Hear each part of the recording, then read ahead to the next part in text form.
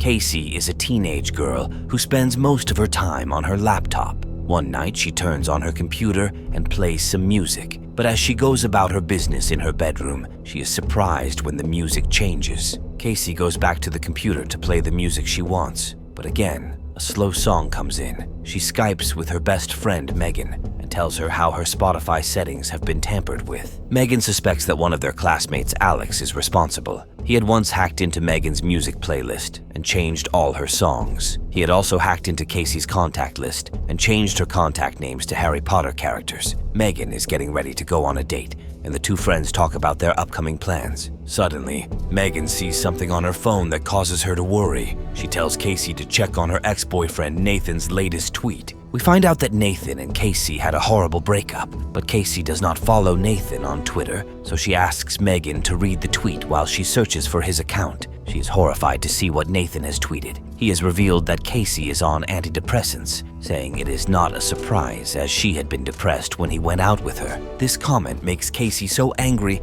that she wants revenge, but she is worried about this comment since only Megan knows about her medication. Megan swears that she never told anyone about the medication and suggests that they call Alex and ask him to hack into Nathan's account. Alex accepts the video call, and he denies being the one who has tampered with Casey's Spotify settings. He has seen Nathan's tweet, and he's sorry for Casey. However, he refuses to help the two girls hack into Nathan's account. He claims that everyone in the school will know that he is responsible, since he always gets blamed for any hack. Megan ends the call with Alex and then asks Casey if she's okay. Casey explains that she will be fine, but tells Megan to focus on her date. Megan ends the call, leaving Casey to her thoughts. She knows that she will get so much backlash for this, and the students at school might even bully her. As she thinks about what to do next, she hears her father calling her to come downstairs for dinner. Casey is in a bad mood and yells at her father to leave her alone. Suddenly, she gets a text from Alex, who wants to know whether she still wants to go on with her plan. Casey asks him why he has had a change of heart, as he initially refused to help her. Alex explains that he has always wanted to get back at Nathan, but he couldn't reveal this to Megan. He says that Megan badmouths Casey and that she is always revealing secrets. Alex sends Casey a link that takes her directly to Nathan's Twitter account, and she takes advantage of this opportunity to post a really nasty comment about Nathan. People immediately start retweeting and commenting on the post. This makes Casey smile so much as she feels she is even with Nathan. Alex continues texting her and makes a comment, which Casey links to their English teacher, as he is always using big words. She's surprised when Alex doesn't understand the joke. Instead, he focuses on the mean comments pouring in about Nathan. Casey starts getting worried and asks Alex to go on Skype, but Alex refuses, saying he is a shy boy. Casey does not buy this and asks him who he really is. He says that he is Alex and sits with her in English class. Casey knows that this isn't true, so she calls out the person she's been chatting with. Alex's profile picture disappears from the account's name, revealing an anonymous person. Casey wants to know who this anonymous hacker is, but he refuses to reveal himself. The hacker makes Casey promise that they are alone and that the door is shut. Casey promises it is, even though she is lying. The hacker claims that he is a fan of Casey's posts and shares several links to some of the best posts and vines he has seen on Casey's page. Casey is happy that she has someone who likes what she posts, but her happiness is short-lived when the hacker reveals that he also knows about Casey's anonymous account, which is called Chronic Youth. Opening this account reveals that Casey often posts cruel posts about her classmates, mocking their lifestyles or habits. This includes a video of a girl called Jennifer, and the hacker then directs Casey to Megan's profile, but she refuses to hurt her friend. Casey picks up her phone and leaves a voice message for Megan, warning her that someone is messing with her Instagram account. The hacker reveals that Megan posts pictures daily,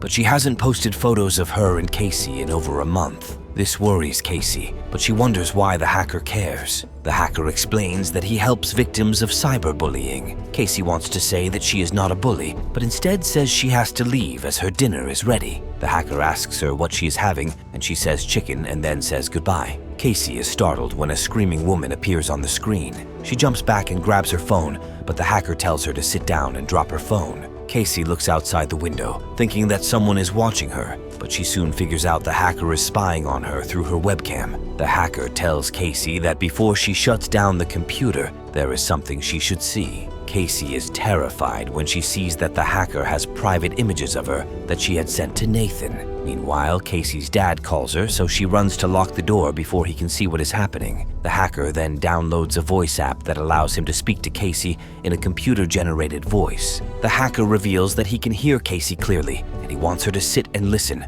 or he will expose her photos publicly and ruin her life. Casey thinks that the hacker is Nathan, so she yells at him, saying that she will reveal his mother's secret if he continues to blackmail her. The hacker brags about his ability, asking Casey if she really thinks that Nathan could be capable of such genius. The hacker opens a video of Megan and Casey mocking one of their classmates, Tamara. The hacker posts this video on Tamara's account, saying that it is a punishment to Casey for lying to them about closing the door earlier. The hacker warns Casey that if she tries to disconnect the router, shut down her laptop, or let anyone else in the room, he will post the pictures. Casey asks what the hacker wants, and he demands that she sit. The hacker then shows Casey the comments popping up about Tamara's video. Casey sees her phone on the floor and finds several messages from Tamara and Megan. She uses her foot to unlock the phone and then sends a voice message to Megan. The hacker asks Casey what she is thinking, and she speaks loudly so that her message can be recorded. She says that she is being harassed by an anonymous hacker,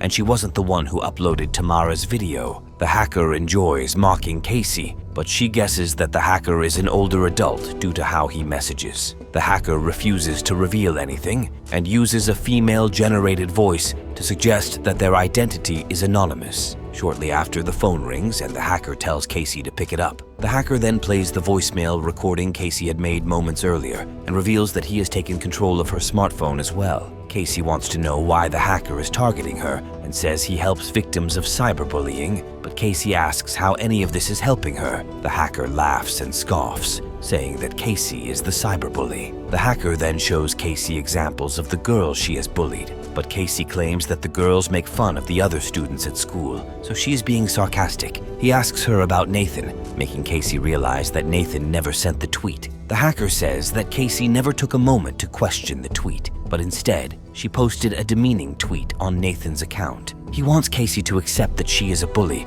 recognize the person she has hurt, and then make amends for her actions. Casey accepts responsibility for bullying Nathan, but the hacker shows Jennifer's video. Jennifer had posted a video of her singing, and Casey had commented using Chronic Youth that Jennifer was too deluded for X Factor. Several people also made mean comments regarding the video. Casey refuses to take responsibility for what other people wrote, but the hacker says that she is the one who started it. The hacker reveals a text message where Megan and Casey had pretended to be Mo Lester, a CEO of Columbia Records, who would like to have Jennifer work with them. Casey calls the hacker out for blaming her for faking her identity, while he is doing the same as well. She says that teenagers do these mean things all the time, and people have to deal with it. She admits that it is not okay to do so, but it happens. The hacker shows her another video of Jennifer addressing the mean comments and promising that she will still do her music. Casey scoffs at the video, saying that the one rule about the online community is that you never feed the trolls. The hacker stays silent, so Casey realizes that she has been speaking to Jennifer. She sits down and apologizes for starting the fire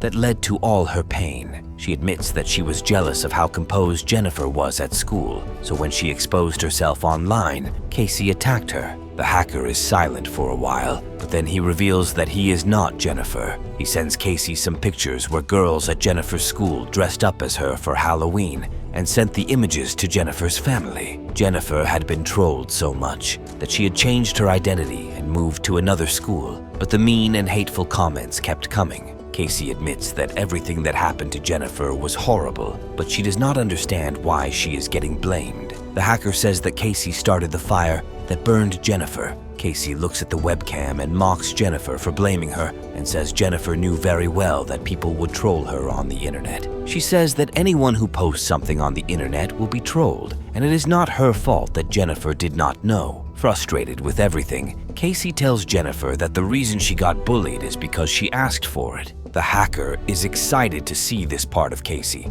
as he thinks this is her true form. The hacker insists that he is not Jennifer and sends a picture. In this picture, Jennifer had cut her hand and hoped that posting this would make the trolls back away. However, she got heavily bullied about it. At this point, Casey starts feeling bad about all the mean comments that Jennifer got. The hacker sends Jennifer's last video. She held up flashcards telling the story of her life. Her parents had been divorced when she was young, and her mother passed away when she was little. This made Jennifer so sad, but she found joy in singing as she used to do so with her mother. She never intended to go to the X Factor or be famous, but she just wanted to escape her sadness for a while and enjoy something that made her happy in remembering her mother. Jennifer explains that her father had told the school about the hate, but nothing changed. The hacker revealed that the abuse continued for a while, but stopped 2 weeks ago. Casey asks what had happened 2 weeks ago, and the hacker brings up a Google tab so Casey can find out. What she discovers horrifies her deeply,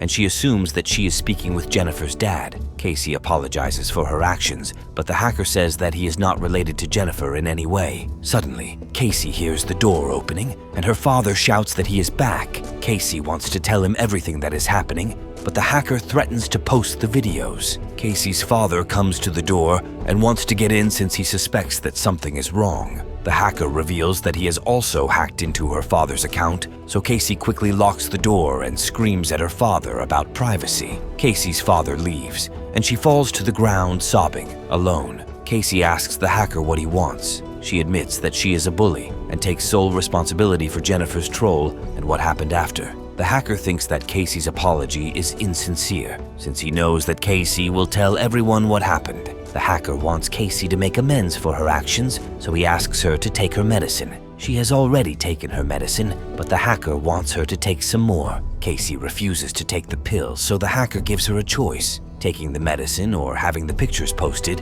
but either way, her life is over. The hacker says that Casey will take one pill for one picture. Casey takes the pill, and the hacker mocks her since she doesn't know whether she took 5 or 6 photos. The hacker has an evil intention, so he adds Megan's special photos to the mix. He says that Casey should take a pill if she does not want him to post Megan's picture. Casey thinks for a minute, but the hacker posts the video anyway. Instantly, Casey gets messages and phone calls from Megan regarding the pictures. The hacker shows another picture and posts it, laughing at Casey for choosing to save herself while sacrificing her best friend's life. The hacker shows Casey another photo of herself, and she quickly takes another pill. Casey gets another picture of Megan, and she decides to take the pill. This time, the hacker laughs at her for fake loyalty. Casey looks at the last text and realizes something. She asks the hacker to laugh some more, and she would take one pill for free. The hacker laughs, and Casey takes the pill, but she tells him that she wasn't the first one to comment on Jennifer's video and asks the hacker to show her the comments,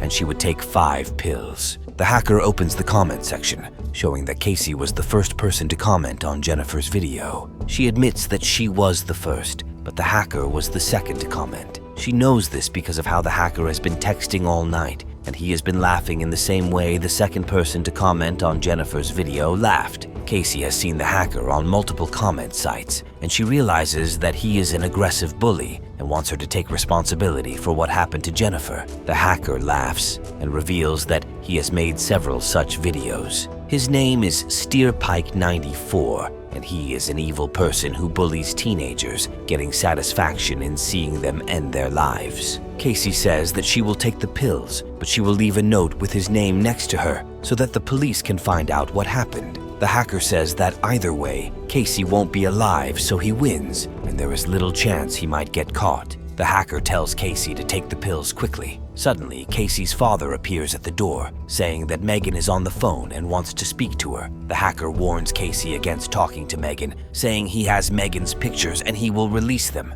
Casey yells at her father that she does not want to talk to Megan, even though it is clear that she is crying. The hacker continues tormenting Casey, saying that either way, her life is over since a lot of shame follows girls whose photos end up online. A minute later, Casey's father delivers a message from Megan, who knows that whatever is happening is not Casey's doing. Those words give Casey renewed hope, and she vomits the pills she has consumed so far. This makes the hacker angry, and he demands that Casey start all over again. Casey ignores the hacker and fetches a rag from the bathroom to clean the carpet. She remembers her friendship with Megan and all the time they were there for each other. The hacker sends some more messages, but they have typos. Casey suspects that her actions are making the hacker worried. She tells the hacker to post whatever he wants. The hacker says that Casey's life is over, but she asks him if he will come into her personal life and hack her family and friends, controlling their actions and emotions. Casey goes to exit the room, but the hacker promises to reveal his identity to her